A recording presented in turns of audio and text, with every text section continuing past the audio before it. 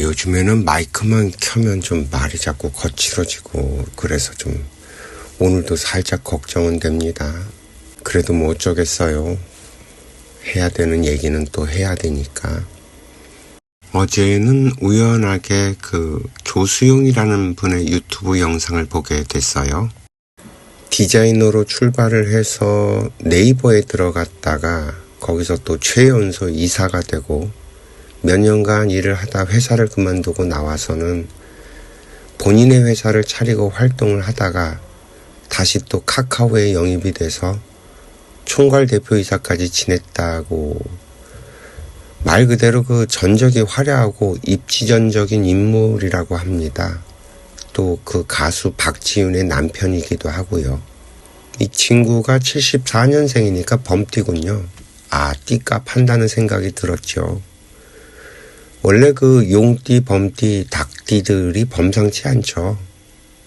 용띠들은 좀 맹한 구석이 있기는 한데 워낙 기운이 크고, 범띠는 뭐 어디 가든지 대장이고, 닭띠는 사람마다 좀 이게 차이가 있긴 한데 정말 잘 가꾼 닭띠는 봉황의 격이라서 그 상이 귀하고 품위가 있죠. 대신 입만 조심하면 되는데 이게 남다른 걸 보는 눈이 있어서 항상 성구자 같은, 성각자 같은 스타일의 사람이 많죠. 아무튼 이 조수용이란 친구가 하는 말이 하도 신통방통해서 좀 가져와 봤어요. 한번 들어보시겠어요? 그냥 무조건 사람들한테 착하게 하고 사람들을 되게 사랑하려고 하고 이런 거는 저는 어려운 것 같아요. 근데 나에 대해서 좀 너그러워지면 그 수치만큼 다른 사람에 대해서 너그러운 마음을 가지게 되는 것 같거든요. 그래서 나에 대한 관심? 그 정도로 좀 계속 높여가는 게 궁극적으로 다른 사람에게 벽을 좀 안 치게 되는 시작점이라고 생각을 해요. 그러니까 스스로를 불신하는 사람은 리더가 되어서 다른 사람을 신뢰하기도 쉽지 않고 다른 사람 가능성을 알아보기도 쉽지 않을 테니까. 그렇죠. 그래서 얘가 나를 대단하게 생각하지 않는 사람은 누군가가 나를 좋게 봐줘도 안 좋게 들려요. 놀리는 건가? 이렇게 돼요, 진짜로. 그래서 내가 나를 좀 애정있게 보는 게 정말 중요하다고 저는 생각해요. 성공 가도 같은 느낌이셨을 것 같은데 그 커리어에 어떻게 보면 황금기 높은 지점에서 그만두는 선택을 하셨던 이유와 배경은 뭐였을까? 그래서 이 이야기는 진짜로 중요한 얘기이기도 하고 되게 조심스러운 얘기이기도 한데 이제 지금은 얘기할 수 있을 것 같아요. 근데 제가 정말로 네이버를 너무 애정을 가지고 일했던 것 같아요. 나하고 거의 일치화된 정도의 느낌으로 일을 하고 다녔으니까 누구도 저한테 뭐 하라고 시켰던 적이 없었고요. 이거 왜 안 해? 이것 좀 해줘. 이건 별론데 이런 거에 대한 얘기를 들어본 적이 없고 거의 다 제가 일을 만들어서 시키지도 않은 거를 하겠다고 하고 그렇죠. 사업 그린팩토리 디자인 같은 경우에도 그랬어요. 네, 그린팩토리도 그냥 가만히 있으면 될 것을 이 정도 되는 회사가 건물을 짓는데 정말 잘 지어야 될 것 같은데 왜 이렇게 아무도 관심이 없지? 또 내가 해야 되나? 이러면서 그러니까 그렇게 지냈는데 딱 느낌을 받았어요.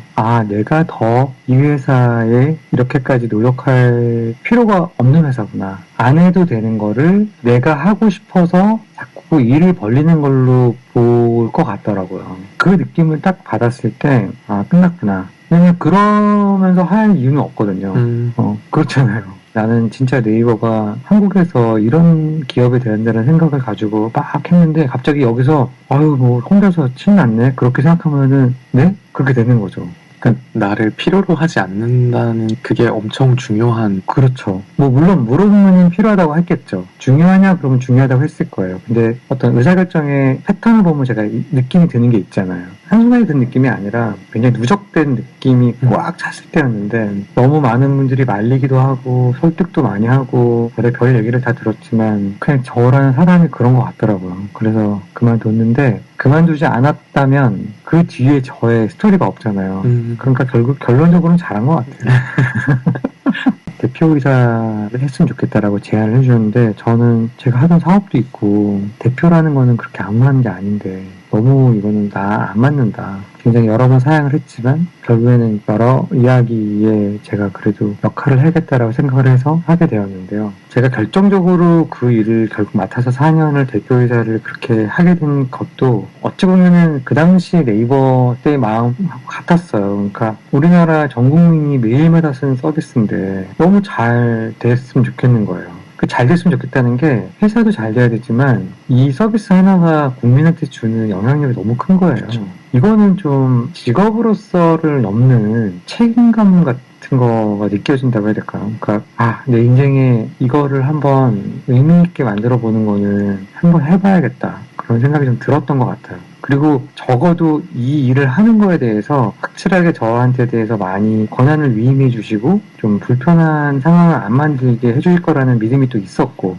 저는 이제 서비스적으로나 뭐 브랜드적으로나 실제로 프로덕트 자체가 어떻게 되면 좋겠다, 뭐 전략적으로 어떤 방향을 가면 좋겠다, 그거를 고민하는 거는 좀 상대적으로 크게 어렵지는 않게 느껴져요. 그러니까 왜 그러냐면 조금 단순화해서 생각을 하려고 노력을 하다 보면 아주 복잡한 문제가 아닌 지점에 도달을 할 수 있고, 그 과정만 조금 거치고 나면 판단이 굉장히 쉬워진다고 생각을 하거든요. 그거는 저는 제 기준에서는 그렇게 어렵지는 않은데, 진짜 어려운 건 이게 조직이기 때문에 그렇거든요. 조직이기 때문에 그 의사결정만으로 뭐가 다 되는 게 아닌 거죠. 그러니까 이 구성원들이 그 방향으로 다 맞춰서 일을 해야 되고, 어떤 결정 때문에 누구는 너무 신났지만 누구는 기운 빠지기도 하고요. 저항하는 사람이 생기기도 하고요. 그러니까 결국에는 어떻게 해야 되는지를 결정하는 것만 보면은 저는 그것만 하라고 그러면은 그렇게 스트레스 안 받을 것 같아요. 그것만 하라고 그러면. 근데 이제 개를 위해서 부가적으로 하는 일은 인사거든요. 인사. 사람에 대한 일이죠. 그게 리더가 할 일인 거죠. 사람을 설득하고 동기부여하고 평가하고 연봉도 정하고 그것들에 대한 기대치가 다름을 계속 조정해주고, 이 일이 한 70%가 넘는 일이라고 저는 생각하거든요. 그게 리더가 해야 될 일의 본질이에요. 그게 고통스럽죠. 그게. 저는 이제 이런 리더 일이라는 게 말씀하신 것처럼 무슨 의사결정이라고 하면 그거는 본질을 단순화하고 그거에 대해서 조금 좁히고 들어가면은 그거는 엄밀히 말하면 답이 나온다. 어쩌면 답이 있는데 그 답으로 가는 과정이 힘드니까 마치 이 답을 찾는 게 힘든 걸로 착시가 일어나는 경우가 많다는 거죠. 실제로는 답은 있다는 거예요. 그래서 사람을 대하고 하는 것들에 대해서 시간을 들이고 공을 들이고 열정을 쏟아야 되는 거, 그게 어려운 일이고 그게 정말 힘들죠. 그러면 그 다른 사람을 정말 움직이게 하는 비결이라고 해야 될까요? 그 수용님만의 방식이나 논리 이런 것들이 좀 궁금한 것 같아요. 이제 그거를 저는 이제 본질과 상식이라는 말로 얘기하고 싶은데요. 가능한 한 누구나 들었을 때 그래, 저게 맞네, 그래, 그렇지 라고 하는 게 바로 피드백이 나올 수 있을 정도로 지극히 상식적인 이야기의 레벨까지 끌어내려야 된다고 저는 생각을 하거든요. 그거는 어떤 상황도 단순화해야 된다라는 얘기이기도 해요. 우리가 하고 있는 이 많은 일들, 지금 이 일이나 카카오든 뭐 엄청난 큰 회사 하는 일도 본질을 계속 까들어가다 보면은 정말 단순한 일이에요. 왜냐면은 결국에는 맨 마지막에 사용자들의 본능을 움직이는 일이거든요. 그 본능이 어떻게 움직이게 하고 싶은지를 하는 걸 뿐이잖아요. 그것만 정하고 나면은 그 다음에는 정말 쉽게 하나씩 갈 수 있는데, 이 부분을 못 건드리고 자꾸 표면에 드러나 있는 것들을 되게 어려운 말로, 어려운 테크닉과 어려운 기술을 얘기하면서 해봐야 설명도 힘들고, 설명을 못하겠으니까 그냥 시키는 대로 해, 그냥 정했어, 그렇게 이렇게 얘기할 수밖에 없어지고, 그러니까 일을 하는 사람도 생각을 할 필요가 없잖아요. 시켰으니까. 그러면은 이렇게 시키신 거 맞아요 라고 확인하게 되고, 그러니까 일은 더 많아지고, 저는 이제 그런 방식으로 일을 하면 직원은 끝도 없이 많아져야 되고, 커뮤니케이션의 경로도 길어지고, 속도도 엄청 느려지고, 사람들이 너무 많은데 진행이 안 되는 느낌을 받을 수밖에 없어요. 저는 그러지 않아야 된다라고 생각을 하고, 맨 마지막에 있는 사람도 그래, 우리는 이걸 하고 있는 거야. 그렇다면은 이렇게 지시했지만 이거는 틀릴 수 있어. 그쵸? 라고 얘기할 수 있는 그 관계를 만들어야 된다는 거거든요. 그러면 작은 사람이 더 많은 일을 할 수 있고, 그 일이 재밌어요. 그 순간순간이. 그러려고 하는 거죠. 오늘도 말씀을 제가 듣고 느끼는 게 말씀을 쉽게 하시는 것 같아요. 그러니까 뭔가 어쨌든 그런 큰 자리에 뭐 계셨거나 하시는 대가 이런 분들 중에 되게 박식하고 어렵게 막 이렇게 말씀하시는 분들도 계실 수 있는데, 수용님께서 사용하시는 언어가 기본적으로 쉽고 정직하다라는 느낌을 저는 받는 것 같아요. 별로 걸리는 게 없다고 해야 할까요? 맞아요. 저는 늘 그렇게 사고를 그렇게 하려고 애를 쓰는 것 같아요. 복잡하면은 자꾸 쉽게 분해하려고 애를 많이 쓰고요. 그게 지금까지 그래도 좀 잘 살고 있는 비결이 아닐까. 제가 경영자가 되고 싶은데 뭐를 더 공부해야 되나요? 어떤 커리어를 쌓아야 될까요? 아마 원하는 대답은 경영학과에서 무슨 MBA를 하는 거를 추천한다든지 무슨 책을 이쪽으로 읽어보라든지 어떤 프로젝트를 좀 경험해보라든지 그러니까 그런 식으로 내가 선택할 수 있는 어떤 커리어에 대한 조언을 얻으려고 하는 경우가 많아요. 근데 제가 단언컨대 뭐를 더 했다고 해서 경영자가 되는 경우는 절대 없어요. 그런 거는 절대 일어나지 않고요. 디자이너가, 마케터가 또 그 어떤 직군에 있는 사람이 경영자가 되고 싶다라는 건 경영이라는 게 뭔지에 대한 이해를 먼저 해야 되는데 일단 제가 먼저 정의를 해보면 경영이라는 건 어떤 목표 지점을 향해서 모든 자원을 한쪽으로 몰고 움직이게 하는 리더거든요. 인적 자원일 수도 있고 돈일 수도 있고 생각들의 방향일 수도 있고 제품의 방향일 수도 있고 그거를 이제 한 방향으로 몰고 가는 게 경영이죠. 그래서 경영자가 되기 위한 첫 시작은 내가 하는 일이 정말로 이 회사가 가는 길에 도움이 되는가? 라고 진짜 처절하게 물어볼 수 있어야 돼요. 아주 솔직하게. 그래서 어디에 도달을 해야 되냐면요. 생각보다 도움이 별로 안 된다는 걸 알아야 돼요. 내가 하는 마케팅, 내가 하는 디자인이 생각보다 큰 의미가 없다는 거를 알아채야 돼요. 그걸 알아채야 첫 발을 띄는 거예요. 거기까지 가고 나면 그러면 뭐가 중요한지를 알게 돼요. 그럼 내가 하는 거 말고 진짜가 중요한데 진짜가 뭐가 있는데 그 진짜가 뭐지? 뭘까? 도대체 뭐 때문에 이 사업은 성공할까? 뭐 때문에 안 되고 뭐 때문에 될까? 그 뭔지를 찾아 들어가 보는 거예요. 그거를 막 찾다 보면은 내가 하고 있는 일 따위가 이 일에 도움이 안 될 거라는 느낌을 알게 되는 지점이 생겨요. 내가 이걸 아무리 잘해봐야 얘가 더 나아지지 않는다는 걸 알게 돼요. 그러면 그때 이 회사를 끌고 가는 분한테 이 얘기를 해야죠. 제가 생각해봤는데요. 디자인이 중요한 게 아니고 요거인 것 같은데 이거가 더 돋보이게 하기 위해서 디자인은 조금 덜 하는 게 나을 것 같아요. 왜냐면 디자인을 너무 많이 했더니 얘가 좀 가려지는 것 같아요. 그런 얘기를 할 수 있을 정도가 돼야 돼요. 이게 좀 계속 누적이 되면 이렇게 생각하는 방식과 또 이렇게 누구한테 얘기하는 거가 훈련이 되고 나한테 좀 습관이 되면 그러면 나도 모르는 사이에 누가 이렇게 당신은 경영자입니다 라고 이렇게 인정해 준 게 아니고 그 경영자가 된 거예요. 그 다음에 뭐 하면은 누가 그 사람한테 디자인 안 시켜요. 일로 와봐. 너 우리 회사 어떻게 했으면 좋겠어. 물어보게 돼 있어요. 세상의 모든 일들이 다 마찬가지예요. 우리 집 앞에 있는 커피숍을 가든 빵집을 가든 유튜브의 채널 보면서 여기는 디자인 잘했으니까 이거를 더 봐야지? 그런 경우는 없어요. 그러니까 정말 디자인이라고 하는 거가 하는 역할이라는 게 뭔지를 정말 냉정하게 인정을 하고 그 일이 본질적으로 지향하는 게 뭔지를 파악하려고 노력하고 그거 중심으로 계속 커뮤니케이션 하는 거예요. 그 중심으로 계속 하다 보면은 내가 원래 했던 일들이 정말 가볍게 느껴지고 계속 얘기했던 것처럼 안 하는 게 되게 쉬워져요.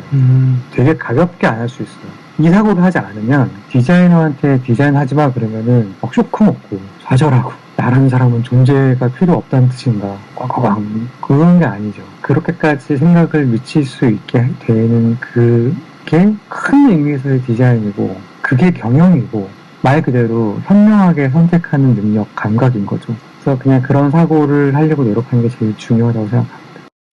이 친구 이야기에서 참 좋았던 건 저희 인생학교에선 그 회사란 같은 꿈을 꾸는 사람들의 모임이라고 늘 말씀을 드렸잖아요. 그런데 이분이 그렇게 직장 생활을 했다는 거였죠.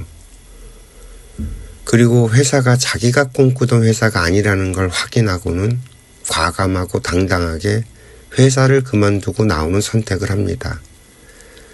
이게 사실 어떻게 보면 너무 당연한 건데 아무도 이렇게 살질 않는 게 저는 사실 더 신기하거든요. 이 당연한 이야기가 당연하게 받아들여지지 않는 세상이 오히려 저는 도저히 이해가 되질 않고요. 그렇잖아요. 우리가 직업을 갖고 직장을 다니는 이유가 뭐예요? 그 근본 본질이 뭡니까? 결국엔 인생을 행복하게 살려고 그러는 거 아닌가요? 이게 본질이라는 거죠. 그럼 나의 행복을 위해서 나는 내가 하고 싶은 일을 해야 되잖아요. 그렇다면 나는 인생을 걸고 무엇을 하고 싶은가 항상 고민을 하고 찾아야 하잖아요. 물론 뭐 이게 처음부터 그렇게 되는 건 아닐 겁니다. 그래도 뭔가 좀 세상을 알아야 뭔가 고민도 하고 생각도 하고 할 텐데 이 세상에 좀 툭 하고 나와 보면 당연히 막막하겠죠. 그래서 그 대학도 가고 전공도 선택하고 하는 식으로 일단 시간을 벌면서 천천히 세상을 알아가는 거죠. 일단 가보는 거예요. 거기에 뭐가 있는지. 또 그 일이 뭔지. 그리고 내가 뭘 좋아하는지. 내가 뭘 잘할 수 있는지. 일단 우리들은 모르잖아요. 그러니까 가서 경험해 보다가 영 아니면 나와서 다른 걸 할 수도 있어야 합니다. 그래서 그 요즘 세상에서는 20대까지는 그래도 어느 정도 이해를 해주고 기다려주는 추세가 아닌가요? 인생이 걸린 일인데 아닌 길이 뻔한데 거기에서 버텨서 뭘 얻겠다는 건지 말이죠. 일단 그 일이 관심이 없고 재미가 없다면 당장 그만두고 나오세요. 시간 낭비하지 마시고 내 인생 더 망가지기 전에. 그러나 이게 나름 재미가 있고 할만하다면 본질을 탐구해야죠. 그 조수용 씨도 원래 디자이너였다고 그래요. 그런데 네이버에 들어가서 회사의 이 본질을 파다 보니까 디자인이 그렇게 중요한 일이 아닐 수 있다는 걸 깨달았다고 합니다. 그것보다 회사에는 다른 것이 더 중요한 걸 보게 되고 그걸 회사 상사한테 이야기하고 하면서 점점 누가 뭐라 하거나 말거나 본인은 이미 경영자적인 마인드로 세상을 보고 있었다는 얘기를 하죠.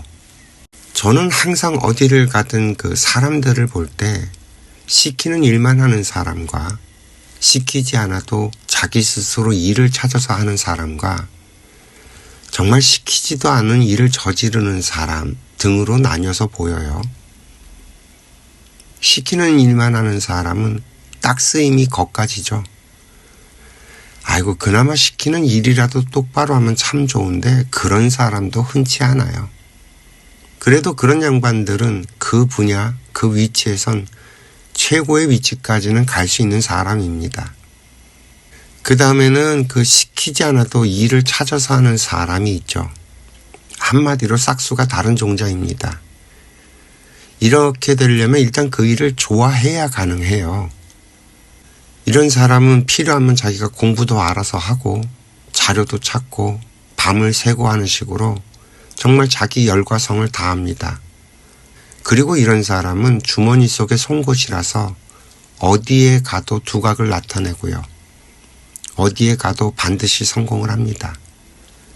오히려 회사가 이 사람을 품어내지 못하는 경우가 종종 벌어지죠. 조수영 씨가 딱 그런 사람인 셈이에요. 그리고 마지막으로 시키지도 않는 짓을 하는 사람이 있어요. 이런 사람들 대부분 머리가 똑똑한 사람들입니다. 분명히 그럴 거예요. 그리고 이런 양반은 자기가 하는 일을 좋아하지도 않아요. 그저 남북이 좋으니까 자기 커리어에 도움이 되니까 돈벌이가 되니까 하는 식으로 머리가 돌아갑니다. 그만큼 머리가 좋으니까 시키지도 않는 짓을 하죠. 문제는 마음 그릇이에요. 이런 양반들은 머리가 좋다 보니까 절대 손해보는 짓을 안 합니다. 철저히 자기 위주죠. 전체를 보는 게 아니라 그리고 모두에게 이익이 되는 걸 보는 게 아니라 오직 자기에게 이익이 되는 것만 생각을 하죠. 그러니까 시키지도 않는 짓을 자기 눈에 보인다고 저지르게 되는 거예요. 이 마인드의 차이가 이렇게 큰 차이를 만들어내죠. 자기만 아느냐 아니면 일의 본질을 보느냐의 차이 말입니다. 이 세상에 어떤 조직에 가도 이런 사람들은 꼭 있어요. 일 잘하고 스마트하고 아는 척도 많이 하는데 그래서 가끔 진급도 빨리 하고 말이죠. 문제는 위로 올라갈수록 자꾸 막혀요. 만약에 이런 사람들이 많고 진급도 빨리 되고 하는 그 회사나 또 회사 임원들로 이런 사람이 구성되어 있다면 얼른 회사를 나오세요. 그 조수영 씨처럼. 회사를 그만두고 나오는 게 인생에 도움이 됩니다. 이렇게 얘기를 하면 뭐 목구멍이 포도청이니 회사를 때려치면 막막하다느니 밖은 엄청 춥다느니 하는 식으로 이야기를 하는 사람들이라면 보고 배울 게 없는 사람들이고 그 사람들도 결국 이런 부류의 사람이니까 감안을 하고 관계를 맺는 것이 현명합니다. 똑똑해요. 지밖에 모르고. 그런 인생은요. 마지막으로 가면 갈수록 뻔해집니다. 이런 사람들 하는 말들 뻔하죠. 버킷리스트 같은 거 만들어서 죽기 전에 해보겠다고 하거나 뭐 젊어서 즐겨야 한다거나 나이 들면 뭐 하고 싶어도 못한다고 이런 말 하고 또 요즘엔 또 뭐가 있을까. 유튜브에서 떠드는 소리들 거의 전부 다가 그런 거예요. 본질에서 벗어난 사람들의 이야기. 늙으면 돈이 최고다. 그러니 노후 대책을 마련해야 된다. 실버타운 곳을 알아보는 사람들의 이야기, 뭐 전부 다 본질에서 멀어진 이야기들입니다. 저는 그 조수영 씨의 이야기 가운데 가장 좋았던 부분이 그거였어요. 본질을 파악해 들어가는 이야기. 그동안 인류를 이끌어온 리더의 자리를 차지했던 모든 사람들의 공통점은 딱 여기에 있어요. 서가모니도 생로병사의 본질을 찾다가 깨달음을 얻었고 예수께서도 하나님께서 우리 인간들에게 바라는 본질을 설명을 했던 거죠. 또 이 양반들의 특징이 누구나 들으면 그렇구나 하고 이해가 되게 설명을 한다는 거예요. 복잡하고 현란한 그래서 아주 어려운 용어들, 전문가들의 언어를 사용하지 않아요. 지금 저희 인생학교에서 하는 작업이 딱 이겁니다. 인생의 본질. 조수영 씨는 그 직장 생활의 본질을 우리에게 정확하게 보여준 거죠. 그 양반 하는 얘기 들어보면 네이버와 혼연일체가 돼서 일을 했다고 그러잖아요. 네이버는 이런 회사가 돼야 된다고 생각을 했던 거죠. 그게 자신의 꿈이 되었고 그 꿈을 이루기 위해서 자기의 인생을 던졌고 말이죠. 그런데 막상 가보니까 이 네이버가 자기가 꿈꾸던 네이버가 아니니까 또 과감하게 손을 털고 나와서 자기 회사를 만듭니다. 재미난 건 네이버라는 직장 덕분에 성장을 한 거예요. 그래서 성장한 덕분에 회사를 차리고 나올 수 있었고요. 자신의 꿈을 계속 꾸어나갈 수 있었다는 거잖아요. 만약에 이 조수영 님이 돈이나 받고 먹고 살려고 직장을 다녔다면 디자이너로 그냥 머물러 있었을 겁니다. 그게 다였겠죠. 지금 직장을 다니다 회사를 그만두고 나오는 사람들이나 특히 파이어족이라고 부르는 사람들, 얼마까지 돈을 모으고 회사를 때려치고 나와서 돈에 구애받지 않는 내 삶을 살겠다고 하시는 분들은 정말 그 회사가 필요 없는 기생충 같은 삶을 살고 있다는 얘기예요. 저는 이런 회사들이 망하지 않고 버티고 있다는 게 정말 용하다는 생각을 합니다. 그 얼마 전에 어떤 분이 댓글을 달았더라고요. 노조를 돈의 노예로 보는 것이 시대착오적인 생각이라나? 에라 이놈아. 직장 다니는 놈들 가운데 특히나 노조 생활하는 놈 가운데 돈 때문에 직장 다니지 않는 놈이 있으면 단 한 놈이라도 데리고 와봐라. 이렇게 한마디 하고 싶었지만 그냥 말았어요. 21세기에는 오히려 노조가 구태고 시대착오적인 생각 아닌가요? 제가 만약에 회사 대표라면 지금 공장 같은 거 전부 자동화로 돌려버릴 거예요. 노조들 다 잘라내고. 아니 그런 놈들을 내가 왜 데리고 있어야 돼요? 회사에 도움이 되질 않는데. 회사를 위하는 놈들이 회사 대표랑 대들고 투쟁을 한다? 어린 파푸너치도 없는 소리를 하고 있어. 이 회사가 네가 생각하는 그런 곳이 아니면 그만두고 나와야죠. 어디 회사랑 싸워요. 니들이 힘을 모아서 그 회사를 말아먹겠다는 짓이잖아요. 그건 도둑놈. 세상 갈데없는 놈들을 데려다가 품어주고 했더니만 보따리 내놓으란다고. 당신들이 가난한 집에 태어나게 했을 땐 그만한 이유가 있어서 그런 인생을 통해서 공부를 하라고 만든 건데 그 가난한 집에 태어나게 만들어서 기껏 공부시키고 가르쳐서 이 사회에서 사람 구실을 하라고 길러놨더니 아니 이 사회를 뒤집어 엎겠다고 하지를 않나.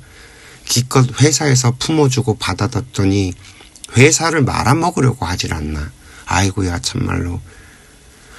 물론 이 사회의 지도층이 잘했다는 얘기를 하는 거 아니에요. 회사 오너들이나 사회 어른들 잘못했죠. 그러니까 이렇게 사회가 엉망인 건 맞죠. 그렇다고 다 잘한 놈들이 폭력을 써가면서 회사랑 맞짱을 뜬다는 게 말이 돼요? 그것도 돈 더 달라고 휴가 더 달라고 하면서 기껏 그런 거로. 이거는요 부모가 기껏 낳아서 길러줬더니 부모가 잘못 가르쳤다고 부모한테 돈 내느라고 칼대드는 이거랑 뭐가 달라요. 부모는 내가 세상에 태어날 수 있게 해준 것만으로 이미 당신들 할 일을 다 한 거예요. 나머지는 내 몫인 거지. 우리를 인간으로 태어나게 한 자연에서 알아서 내 인생에 맞게 딱딱딱 다 보내줘요. 그것만 제대로 받아먹고 성장을 하면 내 삶이 어려워지고 힘들어지지는 않아요. 맨날 남 탓만 하고 불평불만만 하니까 내 삶이 어려워진 거지. 준 거 잘 쓰면 더 주고요. 노력하면 그에 합당한 보상이 따르고요. 이 자연을 너무 물로 보고 있는 거예요. 얼마나 정확하게 거의 한 치의 오차도 없이 우리 인간이 인간으로 살아갈 수 있도록 다 챙겨주고 있는데 말입니다. 그게 지 마음에 들지 않는다고 깽판치고 막 사는 건 본인이면서 누구를 원망하고 탓을 해요. 이 회사에 자기 인생을 걸고 들어왔다면 자기가 성장하는데 이 회사가 도움을 주지 않는다고 대들면 그나마 그게 말이 되고 이해가 되지 이 말입니다. 우리 회사 가족들이 같이 동반 성장하게 해달라고 따지고 대들면 그건 맞다니까요. 만약에 회사 오너가 정신줄 놓고 헛짓거리하면 아니 그래도 이건 아니지 않냐고 딸린 식구들이 얼만데 하면서 한마디 할 수 있는 용기 있는 건 이건 이해할 수 있는 거고 당연히 그래야 하는 거고요. 그런데 이 회사를 노동자라고 하는 것들이 좌지우지하겠다는 건 턱도 없는 짓거리라는 거죠. 겨우 돈이나 받고 몸으로 일하는 노동자 따위가 회사 식구랑 노동자는 달라요. 회사 식구가 그렇게 한다면 말이 돼요. 왜? 가족이니까. 회사를 위해서 그렇게 하는 거니까 말이 된다니까요. 그런데 노동자나 노조는 아니죠. 주제 넘은 짓이고 일한 만큼 돈이나 받으면 되는 것들이 참 돈에 움직이는 것들이 사람 대접까지 받으려고 하면 되나요? 먹고 살기 위해 돈을 버는 사람은 그렇게 비굴하게 살면 됩니다. 돈에 비굴해지고 돈 주는 사람한테 비굴하고 이게 본질이에요. 그게 내 수준이라고 정확하게 알려주고 있는 겁니다. 이 자연이, 이 사회가. 그러면서 자꾸 대접을 받으려고 하면 됩니까? 돈에 비굴한 사람들이. 자기들 비슷한 같은 수준들끼리는 그게 통하겠죠. 그러니까 다른 사람한테 돈으로 갑질을 하고 거들먹거리고 똑같은 놈들이니까 그렇게 서로 주고받고 하겠죠. 그런데 돈에 비굴하지 않은 사람에게는 대접 못 받아요. 돈은 돈을 줄 사람이 줄 마음을 갖고 나에게 줄 때 내 돈이 됩니다. 그렇지 않고 내가 욕심을 막 부려가면서 악착같이 막 이렇게 그런 돈들은 아무리 받아봐도 내 피와 살이 되질 않아요. 왜 지금 우리나라 사람들이 돈벌이가 늘어나면서도 삶이 푸석푸석하고 맨날 돈이 없는지 아세요? 나는 갖추지 않고 내 능력과 분에 넘치는 돈들이 떠돌아다녀서 그래요. 이리 왔다 저리 갔다 돈이 떠돌아다니지 옹골지게 내 힘이 되질 않고 있죠. 돈이 내 힘이 되려면 돈이 나를 보고 정확하게 찾아올 때야 가능합니다. 그런 돈들은 함부로 빠져나가지도 않고요. 푸석푸석하지도 않아요. 그렇게 되려면 내가 그만큼 나를 갖추고 그만한 힘이 있어야 되고요. 내가 보는 시야가 좁고 생각이 편중되어 있으면 내 바운더리도 조그만해서 그만큼의 재력이 달라붙고요. 고만하게 살아가야 합니다. 이게 자연스러운 거죠. 이 이야기가 좀 이해가 되시겠어요? 내 생각이 좁아 터진 거예요. 보는 시야가 좁은 거고요. 이 세상에는 정말 어마무지하게 많은 스토리들이 있습니다. 그 이야기들 가운데 내 생각은 하나의 논리고, 그런데 자기 말이 맞다고 우겨대면 나만 힘들어집니다. 우리는요, 본질을 봐야 해요. 본질을 탐구해야 하고요. 우리가 이 천지창조가 일어나게 된 원인이 있어요. 바로 우리끼리의 갈등이 그 원인이었고요. 며칠 전 그 구독자님께서 이 천지창조 이전의 세계를 물어오셨는데, 참 이거 천지창조 이전의 세상은 우리 인간들의 언어나 관념으로 설명할 수가 없어요. 제가 뭐 아무리 설명을 해도 그 설명에는 구멍이 생길 수밖에 없어서 그저 대강 뭐 이렇지 않겠냐라고 설명밖에 되질 않는 건데, 그래도 굳이 설명을 하자면 그냥 아무것도 없는 것 같은 상태였어요. 있다고 할 수도 없고 없다고 말할 수도 없는, 그 빅뱅이 일어난 걸 보면 분명히 이 물질을 만들어낼 수 있는, 그래서 이 물질로 변화될 수 있는 뭔가가 분명히 있었고요. 또 우리의 영혼이 튀어나온 걸 보면 물질이 아닌 비물질의 뭔가가 있었다는 거죠. 제가 늘 설명을 드리는 게 있잖아요. 무에서 유가 나오는 것이 아니라고. 형태와 상태가 달라져서 그렇지 분명히 뭔가 원인이 되는 것이 그렇게 있었고, 그것이 변화돼서 천지창조가 일어났고 우리의 영혼이 튀어나왔다는 겁니다. 이걸 우리나라 그 천부경에선 일시무시 석삼극이라고 해서 이 하나가 시작이 되는데, 그 하나란 것이 아무것도 없는, 아무것도 아닌 그 무언가에서 시작이 되었고, 그 하나가 셋으로 분리가 되니 그것을 천지인이라고 한다는 거고요. 이 천지는 물질의 근본이 되는 에너지였고, 그래서 그것이 음양으로 나뉜 거고, 하나님 아버지, 천지 어버이 하는 그 존재들이 다 물질의 근본이 되는 존재들이라는 겁니다. 통가리로 하나라는 거죠. 그게 천지창조가 일어나면서 천지, 원래 있던 자리에 있는 것들이 있고, 우주가 빅뱅이 일어나면서 분리돼서 튀어나온 것들이 있고, 이해가 좀 되시겠어요? 여기에 인이라고 부르는 우리의 영혼이 되는 비물질의 존재들이 있었는데, 이것이 천지창조가 일어날 때 같이 튕겨져 나왔다는 거예요. 그리고 이 천지 대자연이 우리 인간의 몸이라고 부를 수 있는 그 지라고 하는 우주 구성 물질로 만들어졌고요. 그 물질에 우리의 영혼이 들어와서 자리를 잡고 살아가고 있는 게 바로 인간 세상이라는 거예요. 이런 이 우주 대환장의 쇼가 벌어진 그 원인, 그걸 기독교에선 선악과라고 부르고, 그 선악과를 먹은 아담과 이브의 원죄 때문에 우리 인간들의 세상이 만들어진, 그게 맞습니다. 이걸 또 동양에서는 무국에서 태극이 만들어진 거라고 표현을 했고요. 뭔지 모르지만 분별과 분열의 태동이 있었다는 거예요. 그리고 그 원흉이 바로 우리 인간인 비물질의 존재들이라는 거고요. 그래서 이 태양계가 만들어지고 지구별이 만들어지고 인간이라는 종족이 만들어지고, 그 인간의 몸에 우리 영혼이 들어와서 안착을 하는 일이 벌어진 뒤에야 비로소 인간의 역사가 시작이 된 겁니다. 그런데 또 이게 단순하게 우리 인간의 영혼들이 잘못한 거냐면 꼭 그렇게 얘기할 수도 없다는 거죠.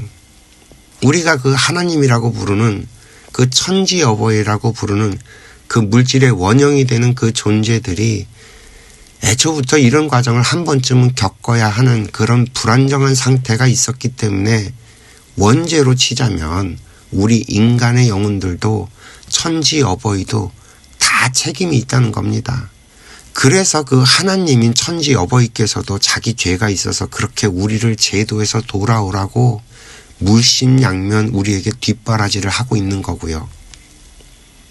이렇게 본질을 알면 우리들이 어떻게 살아야 하는 건지 저절로 가름이 타지고 알아집니다. 만약에 내가 옳다고 하게 되면 상대는 틀린 사람이 돼서 억울한 마음이 만들어지게 되어 있어요. 이것이 분별이죠. 이 분별 때문에 천지창조가 벌어진 거라서 그렇게 모든 종교에서는 너희들의 분별을 없애라는 주문을 그렇게 해온 것이고요. 얼핏 들으면 그 말이 맞는 것 같죠. 그런데 왜 그렇게 해야 하는지를 알고 분별을 내려놓는 것과 뭐가 뭔지도 모르면서 그저 분별을 내려놓으라고 하는 건 하늘과 땅 차이예요. 아니, 아는 놈이 할 수 있는 거지 모르는 놈이 어떻게 할 수 있겠어요. 사람들을 붙들고 한번 물어보세요. 내려놓으라고 하면 도대체 뭘 내려놓으라고 하는 건지 자기들은 하나도 모르겠다고 할 겁니다. 욕심을 내려놓으라고 하는데 그 욕심이 뭔지도 몰라요. 인간의 욕심은 재물을 많이 갖는 것 같은 게 아니에요. 아니, 내가 그릇이 커서 내가 이 갚아야 할 빚이 너무너무 많아서 그래서 내가 한 방에 요번 생에 그걸 갚아야 되면 내가 그릇이 크게 만들어져서 이 세상에 태어나게 만들어 놨는데 그래서 나는 에너지를 많이 써야 되는 사람인데 그래서 인생을 살아서 사람들에게 다 그걸 갚아내야 되는데 그런 사람한테 돈 욕심을 내지 말라고 하면 그게 되나요? 돈이 저절로 오고 있는데 그래서 그 돈으로 네 인생을 살라는 건데 돈을 내려놓으라뇨. 그럼 말도 안 되는 설명을 하는 거예요. 욕심은 그런 게 아니라 나는 내 인생을 열심히 살면 되고 너는 너의 인생을 열심히 살면 되는데 남의 인생을 내 멋대로 내 마음대로 하려고 하는 그것이 욕심이라는 겁니다. 아니, 남의 인생에 도움이 되지는 못할 망정 방해는 하지 말아야죠. 남편이 내 마음에 들지 않는다고 욕하고 아내가 내 말 안 듣는다고 싸우고 이게 뭐 하는 짓이냐는 거예요. 같이 인생을 걸고 합작을 하자고 해놓고 아니, 어떤 인생을 살고자 하는지 서로 얘기나 해봤어요? 상대방을 위하지는 못한다고 쳐도 최소한 나는 어떤 인생을 살아야 하는지 고민을 해봤냐는 거죠. 자기 스스로 내가 뭐 하는 놈인지 고민을 해보지 않았다면 겨우 그 정도의 생각으로 살고 있다는 게 부끄러운 줄 알아야지. 자기가 옳다는 주장을 내세울 그 용기가 그 무식함에서 온다는 것도 모르면서 어디 감히 남 탓을 하고 내 아이의 인생에 개입을 하고 그 아이의 인생을 개판 쳐놓고 아이고야 참말로. 아니, 행복해지고 싶다면 그 행복이 어떤 건지 어떻게 해야지만 행복해지는 건지를 알아야 하는데 그러기 위해서는 인간이 무엇인지 나는 누구인지에 대한 대답을 찾아야 비로소 행복해지는 방법을 찾아갈 수 있는 건데 당신이 하는 말 가운데 그리고 지금 이 세상에서 하는 말 가운데 그런 것들이 있어요? 그나마 종교에서 그런 이야기들을 하고는 있지만 기독교에서도 그리고 불교에서도 그렇고 그 답이 정확하게 나와서 그런 가르침을 주는 곳이 있다면 이 세상이 이 지경은 아니겠죠. 사람들에게 그저 이걸 믿으면 행복해질 거라고 우기는 중이죠. 이걸 믿어서 되는 게 아니라 본질을 탐구하고 알아야 해결이 나는 건데 말입니다. 하나님을 믿어야 해결이 된다. 에이라이, 하나님이 뭔지 알아야, 그분의 뜻이 뭔지 알아야 그래야 하나님의 뜻대로 살아갈 수 있는 거지.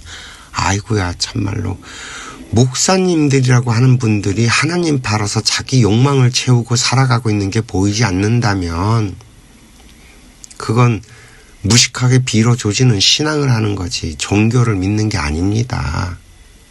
불교도 마찬가지예요. 내가 공부를 해보니까 아이고야 부처님 말씀이 정말 기가 막히더라. 세상에 이런 양반 없더라 하면서 부처님을 알아가야지. 절에 가서 절하고 기도하고 불공 드리고 이 짓 하는 건 그건 종교가 아니에요. 신앙이지. 종교는 마루종자를 써서 최고의 것을 말합니다. 지상 최고의 큰 가르침이 종교예요. 부처님은 그걸 깨닫고 가르쳐주는 분이시고 서가모니는 이미 돌아가셔서 입이 없어서 말씀을 못해주는 그런 양반을 불상을 만들어 놓고 거기에다 대고 절을 하고 그걸 믿으면 뭐가 복이 오고 기도가 이루어지고 아이고 참말로 내가 거기에 가서 절을 한다는 건 아이고 그래도 그 양반이 있어서 그래서 불씨가 꺼지지 않고 지금 내 앞에 이런 큰 가르침을 공부할 수 있어진 그 고마움에 절을 하는 거지요. 그냥 가서 절하면 내 소원이 이루어지고 내가 잘 될 거라 이런 소리 하는 거면 그거는 신앙생활 무식한 종교가 아니고 그리고 21세기엔 그런 식으로 되지 않는다고요. 이 광명청지에 세상에 아직도 그런 무식한 소리가 먹힌다는 게 참 대단들하다는 생각이 듭니다. 하나님은 입이 없어서 말을 못하세요. 그래서 내 앞에 하나님의 자식들을 보내셔서 나에게 쉼없이 내가 알아야 할 것들을 알려주고 있습니다. 모든 인간들의 말이 다 하나님의 말씀이에요. 그걸 편견 없이 받아먹기만 하면 저절로 내가 물리가 터져서 하나님이 어떤 양반인지 알게 되어 있어요. 서가모니 부처님도 이미 돌아가시고 안 계셔서 여러분들에게 가르쳐 줄 수가 없어요. 그러나 서가모니도 생전에 말씀을 이미 하셨듯이 이 세상에는 살아계신 여러 부처님들이 계셔요. 서가모니만 부처라고 우기는 것들은 서가모니가 한 말도 못 믿는 중생들이고요. 이미 우리가 사는 이 세상엔 부처님들이 계시단 말입니다. 부처가 뭔지는 아셔요. 깨달은 자란 뜻입니다. 뭘 깨달았냐? 내 인생의 길을 깨달았다는 거예요. 부처는 절에 있지 않아요. 이 세상 어느 곳에나 있지. 오히려 승복을 입은 사람들은 공부하는 학생들이 공부를 잘할 수 있게 해줘야 되는데 이 공부하는 학생들을 우리 스님 해가면서 다 망가뜨려 놓는 게 그 불교를 믿는다고 하는 신도들이고요. 아이고야 참말로. 중생이 중생을 가르친다? 이런 말 같지도 않은 짓거리를 하면서 오히려 이런 이야기를 하는 사람들의 입에 재갈을 물리려고 하고 있으니 말이죠. 깨닫지 못하면 다 중생입니다. 너도 중생이고 나도 중생인데 그 공부하겠다는 학생들이 다른 학생 위에 군림을 하려고 한다니 이게 말이 되나요? 전국의 스님들 버릇을 전부 다 불교를 믿는 신도들이 다 엉망진창으로 만들었어요. 자기들이 어떤 죄를 짓고 사는지도 모르면서 지들은 신앙생활 엄청 잘한다고. 아이고 참말로. 이 세상엔 두 가지 법이 없습니다. 오직 하나의 원리로 돌아가요. 네 법 내 법이 따로 있는 게 아니고 인과의 법칙 이거 하나로 돌아가요. 윤회의 사슬도 인과의 법칙 때문에 만들어진 거예요. 이 인과율이 적용이 되려면 윤회의 방법밖에 없어요. 그래서 그렇게 만들어서 운영이 될 뿐이라는 거죠. 이 본질을 파고 들어가 보면 답이 딱딱 떨어지게 돼 있는데 이걸 인정하지 않고 요리 뺀질 조리 뺀질 나는 못 믿겠어. 자기 입맛에 맞지 않는다고 이리 비틀고 저리 비틀고 그런다고 당신 인생 문제가 해결되나요? 저는 그 조수용이라는 친구의 설명이 참 재미있었어요. 본질을 찾고 답을 찾는 건 자기에겐 가장 쉽다고. 문제는 그 답을 들고 사람들에게 적용시키고 만들어가는 게 훨씬 어렵다고 하더군요. 왜? 어떤 사람은 그게 쉽고 또 어떤 사람은 그게 어렵고 또 어떤 사람은 그게 논하고 또 어떤 사람은 그게 손해라는 생각이 들고 하는 식으로 서로의 이해득실을 따지기 때문이라는 거였죠. 이 회사라고 하는 하나를 보면 당연히 그 방향으로 그렇게 가야 되는데 이 회사의 구성원들은 오히려 자기 이해득실을 따진다는 게 저는 참 웃겼어요. 회사가 잘 되면 결국 자기가 잘 될 거라는 이 아주 간단한 것도 우리가 조율을 해야 할 만큼 우리들이 그만큼 무식하고 무지하다는 거였죠. 원리를 모르면 무식한 겁니다. 원리를 모르면 당연히 헤매게 되어 있고요. 하나님을 믿으면 해결되는 게 아니라 하나님을 오히려 알면 저절로 그렇게 사라지고요. 부처를 믿으면 해결되는 게 아니라 부처를 알면 저절로 그렇게 사라지는 거예요. 아니 이 본질은 어디로 가고 그 형식과 틀과 말만 남아갖고 도대체 어떻게 하겠다는 건지 말이죠. 그럼 맨날 그 얘기 하잖아요. 달을 가리키면 달을 봐야지 손가락만 쳐다본다고.